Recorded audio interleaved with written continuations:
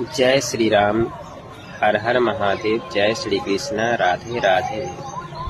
श्रीमद् भागवत कथा में श्री कृष्ण ने एक बहुत ही सुंदर सा प्रवचन को उल्लेख किया है। वे कहते हैं कि जिस रिश्ता में दरार हो, ईर्ष्या हो, जलन हो, नफरत हो, चरित्रहीन से भरा हो, वैसे रिश्ता को तुरंत त्याग देना ही आपका सबसे बड़ा धर्म है।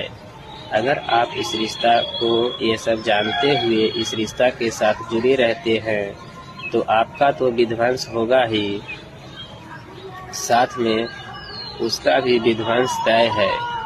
इससे अच्छा है कि उसका त्याग कीजिए, चाहे वह रिश्ता आपके माता पिता ही क्यों न हो, भाई बहन ही क्यों न हो, भाभी ही क्यों न हो, धर्म पत्नी ही क्यों न हो।